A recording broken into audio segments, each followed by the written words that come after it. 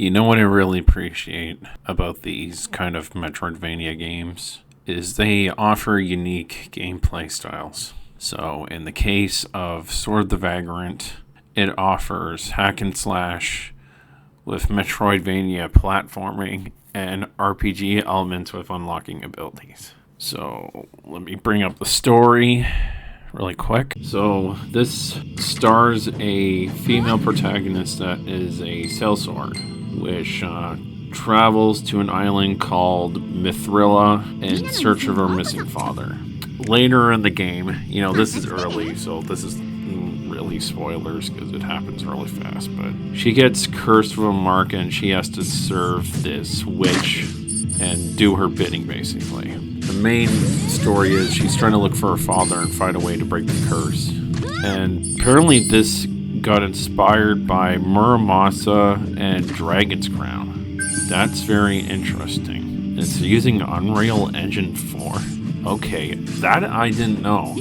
I didn't think an indie game would require Unreal Engine 4, but I really enjoyed the heck out of this game. I finished the game twice. I did on standard difficulty, normal. I always do it on normal. I barely go as far to do games on hard because, I want to get a feel for the game before I attempt any harder difficulties.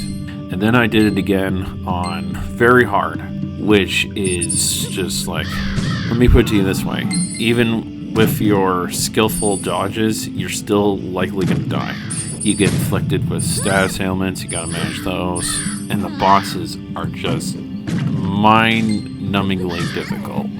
Like the final boss, it took me about, how many tries? I believe it was like 4 or 6 tries, and that was on very hard difficulty, so that makes sense. I finished it, and I got the true ending as well, so I knocked out both trophies in one playthrough after the first playthrough. So what I'm doing right now is seeing if I can just clean up whatever's left in the game.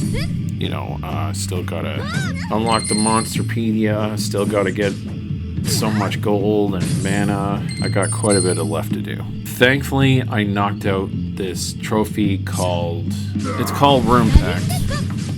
So what you have to do is you have to destroy a chest and pray to the RNG gods. You get a armor set or a weapon set that has 4 enchanted runes on the thing.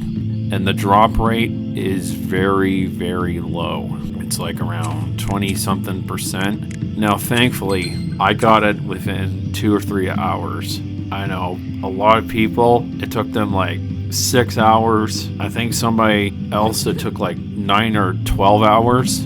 Like, it's just so RNG based for this Rune Pack trophy / achievement, and it's really annoying. If you are a person that wants 100% it, just be aware there's this one achievement or trophy that may stop you from getting it because the percentage is that low. But the visual style, the music, it's well done. There is no people really talking. It's mostly just text, so just be aware of that. It's only based on text. So if you're not into that, I would probably say let's skip over this one if you really don't like reading dialogue. Now, thankfully, if you already did the game, you can skip most of the dialogue really quick. So I'm glad they had that option at least. But I really have nothing bad to say about it. Now, this is like, I would say this is like a nitpick for me. So I guess you could say it's a little negative for me. A lot of the enemy type in a specific area is just kind of a little repetitive. I kind of wish they mixed it up just a little bit more with more variety, because you see the same generic enemy over and over again. Oh, here's a wolf, here's a bat, here's an ice monster, there's some phantoms flying around. I kind of yearned a little bit for more, but that's just my personal take on it. But I really highly rate this game. Now, like I said in my other reviews, I'm not a professional reviewer. I don't get paid for this. I do this out of my personal views and my opinion, basically. But I definitely recommend 2 thumbs up. It's really fun.